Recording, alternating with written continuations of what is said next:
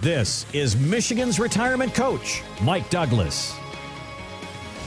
I'm Heather Branch. That's Mike Douglas. We are here to learn more about what we can be working on now to better prepare for our retirement years. Well, you and I are here. Mike is here to give us his insight. So as a certified financial planner, that's insight. That's what we'll call it.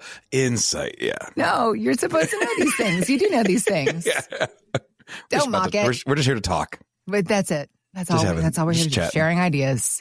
Yep. LifePlanWealth.com. That is where you can go to begin your conversation with Mike and his team. We also have links posted in the show notes, or again, find us anytime, LifePlanWealth.com. So for a lot of men and women, the idea of retirement includes a lot of golfing. There is golf that has not been played enough, and they plan to live out those days on the green aplenty in their retirement years. I think my dream retirement job is to be a golf ranger. Like, I think being a golf ranger is the best. You literally sit in a cart. What's a golf ranger? So a golf ranger is the one who's in charge of keeping people moving. Oh, so he runs around yelling at you, move on. But really, they don't, though. Like, good golf rangers, they just ride around their cart drinking coffee. So they're out there on like a Tuesday morning. It's summertime. Yeah. They're just coasting around on a golf cart, riding around, doing their thing.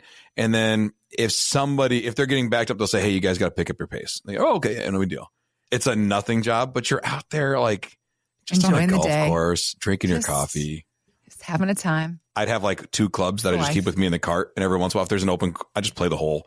And then I get back in my cart and go. Find some balls that have been left off in the woods. Got cargo pockets just deep in the woods, stuffing them full. Like That's a direct memory from my young 20s. All right. So in the golfing world, there is a term. It's called a mulligan.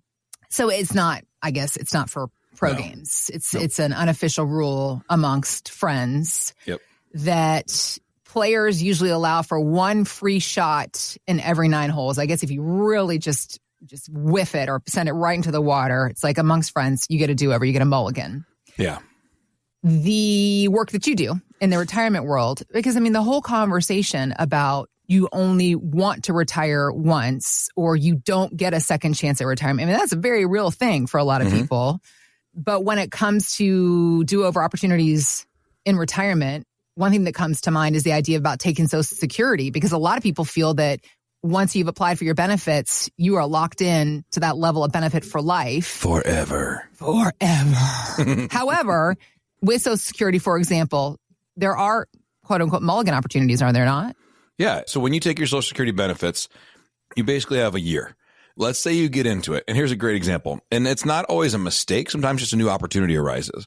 Let's say you retire out 62. You say, I'm going to retire, get my Social Security, and just ride off in the sunset and just go live my new life. That's great. And you retire, and 3 months in, you've got your Social Security for 3 months. Your old company comes back and says, well, we'll hire you on as a contractor. You don't have to work full time. You can work remote whenever you want to. We just need you as a seasoned 62-year-old veteran to train this 30-year-old we brought in to replace you, because it turns out you know a lot of stuff from the last 30 years that this guy doesn't know yet. And so we want you to come out as a contractor and just kind of mentor this kid, and you're going to help them grow and develop into somebody better. And for that, we'll give you 80% of your pay, 70% of your pay of what you had, just to say, now you have to be 1099 and all of that. But they offer you that opportunity. You say, oh, I didn't see that coming. I can snowbird and get paid 70% of my last pay. That's pretty good. So you take that job, but now you've got the Social Security benefit you filed for that you don't need anymore. Well, you have up to a year to rescind that decision and say, I don't want to do that anymore. You have to pay back the benefits you received, but you can start over and you can say, mulligan, I don't want to do it. I'm taking it back and I'm going to give you your money back. So I got $2,500 for 3 months. I got to send that $7,500 back to Social Security Administration, and then we go. And you can restart. You have a one-shot chance on that, right? One time, and it has to be within a year. You get that chance once in your life to be able to backpedal from the benefits application. Okay. Yep. But once you pay it back, you reset, and you're back to rolling up by 8% per year, the same way as basically it's a full reset. You can do that. Like it never happened. Okay. And you can do that with Social Security within 1 year. Once you hit 366 days, you're in it, baby. Let it go and enjoy it. But that's what you want to do. That's why when people say, when should I take Social Security? When you're really out, when you're sure you're out. Now, you can't foresee that opportunity coming up. And part of your decision is, all right, is this decision worth? I have to come up. Let's say you're 9 months in and you've received $3,000 a month for 9 months. Okay, I have to pay back $27,000. That will factor into your decision of, do I turn it off? Do I just keep it going?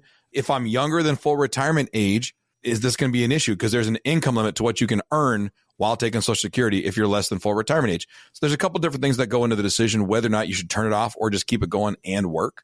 But that's just part of the conversation. But yeah, there is a mulligan opportunity in retirement, not just on the golf course. Other opportunities, I just said it. Most people, you never want to have to unretire. You only get one shot at retirement. Yeah. But, I mean, that's the whole point of coming to you, creating these plans so that you can roll through retirement the whole way.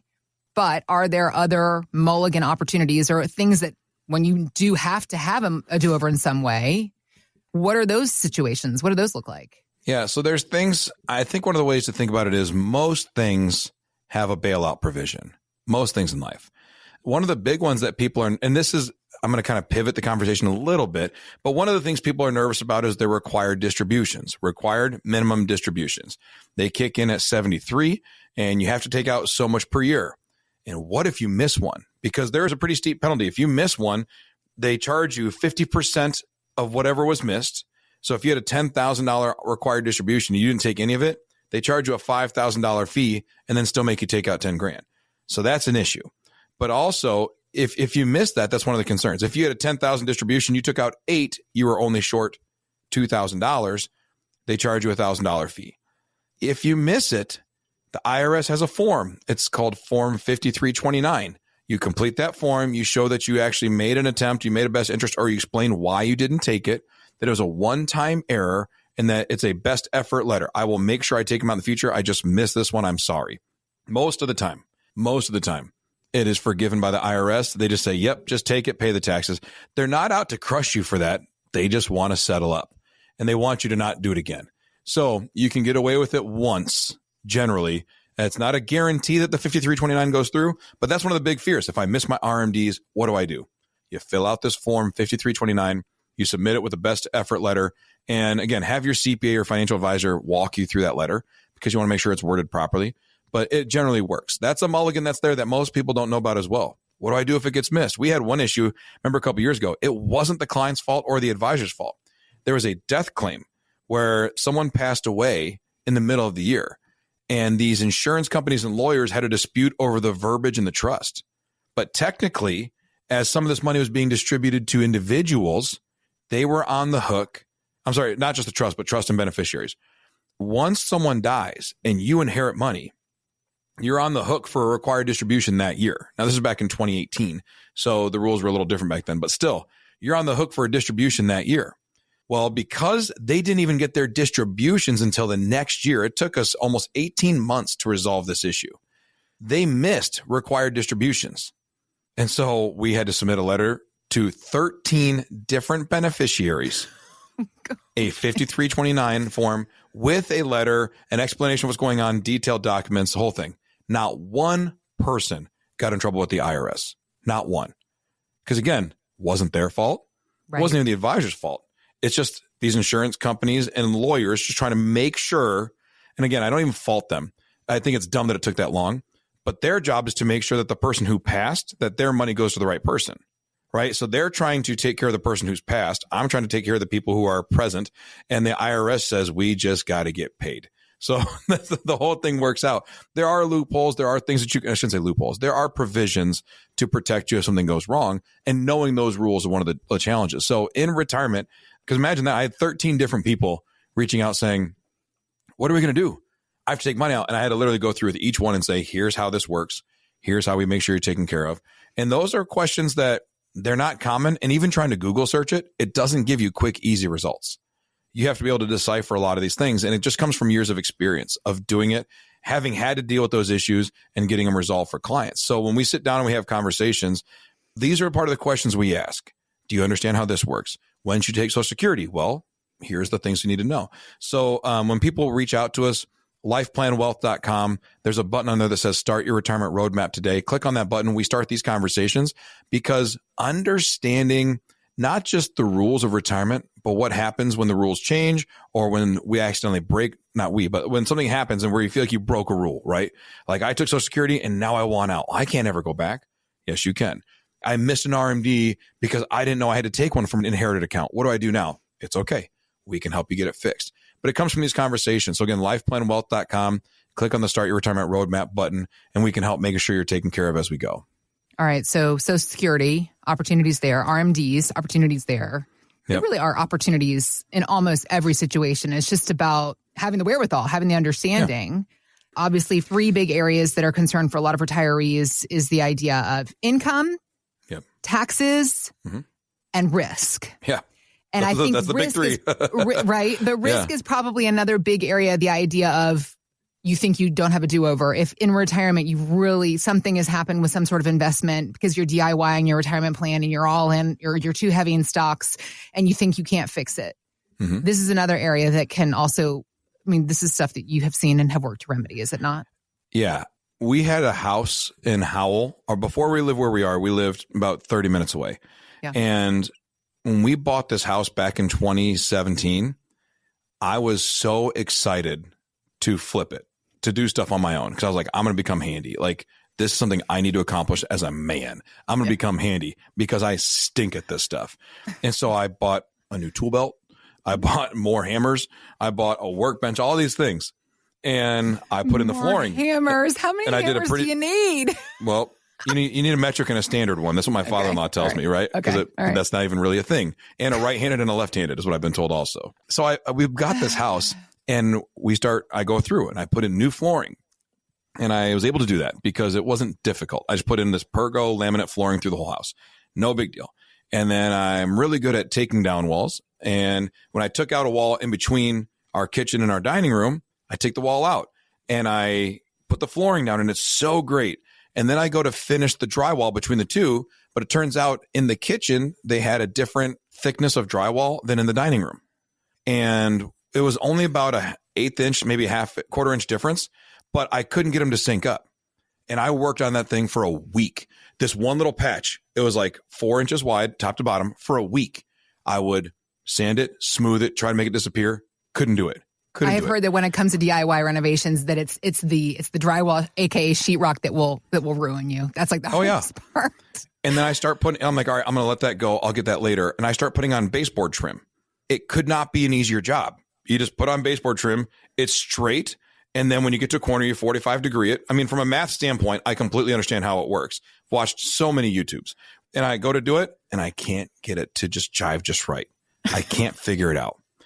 Finally, after months of frustration, I'm just not going to do these things. And so we lived in that house for 5 years with no trim on the baseboard in this janky wall, right? And I just couldn't figure it out. And there's multiple things. I'm just giving you 2 of the list of issues Kimberly had. We also had the fact that I didn't know how to do stairs with wood flooring. So we had unfinished stairs, right? I couldn't figure it out, but I was too proud to give it away. We decided to sell our house. And I go to my brother-in-law, who's a builder. And first I bring my realtor in. He's like, hey, listen, you have to have trim. You have to have flooring on the stairs. You have to have these things. And I'm like, man, I don't know. We don't want to wait around here another 6-8 months. I call my brother-in-law, who's a builder, and I swallow my pride. And I say, hey, Steven, come over, take a look at this stuff. He comes and walks the house, and we make a list of about 60 things.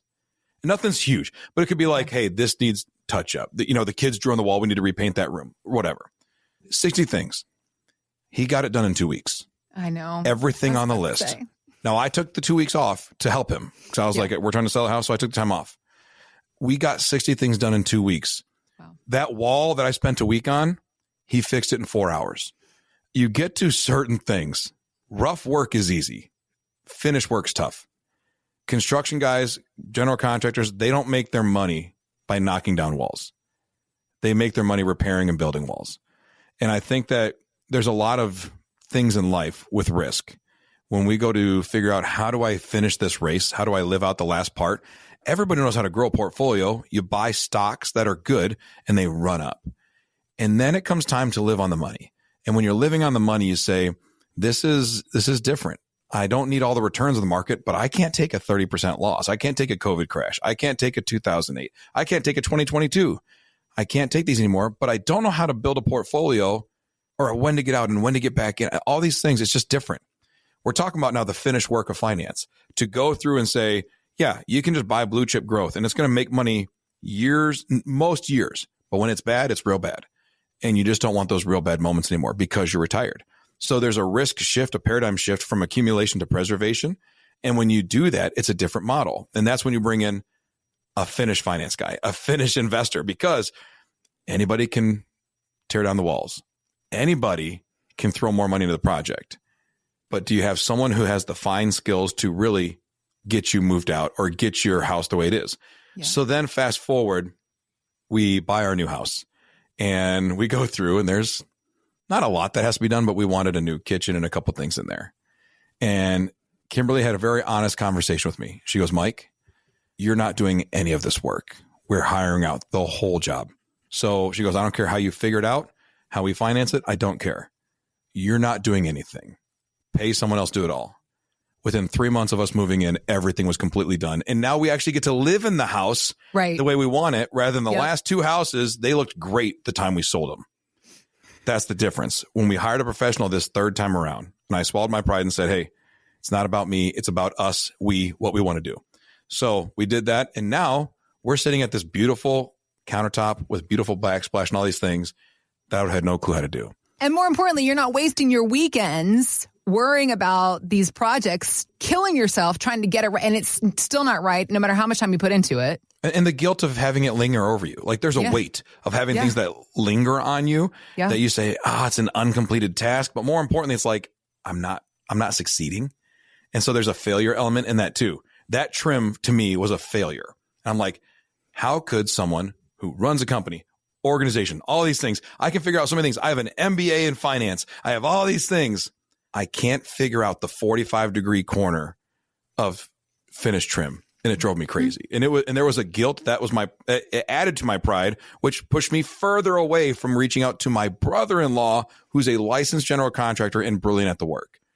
At the end, when it took us 2 weeks to do it all, Kimberly says the thing I wish she had never said, but it's the obvious. Imagine if we had called him 4 years ago. Like, man, today, Mike wishes I had 4 years ago, Mike had called him. Future you is counting on today you to do certain things. It's a great phrase. It's a great quote that I believe in that I heard recently. And future you is counting on today you to make some decisions. And whether it's in your health, your relationships, your finances, future you is counting on today you to do something about it. And so whether it's going to lifeplanwealth.com, click on the button that says start your retirement roadmap and have the conversation with the Finnish finance guy, or get out and get walking, or eat something better, or quit drinking things you shouldn't drink, whatever it is. Start making decisions that move you in the right direction today. And don't be construction Mike. Don't be 2017 Mike. Understand that there's some things that are worth having conversations over. Free yourself from the guilt. Don't buy more hammers. You don't need a lefty and a righty. Rid yourself of the burden, that weight that you carry around. Yeah. That's what Mike is here to help you do with your own financial and retirement plan. Again, lifeplanwealth.com. We have links posted in the show notes. You can just click there as well. Find us anytime. lifeplanwealth.com.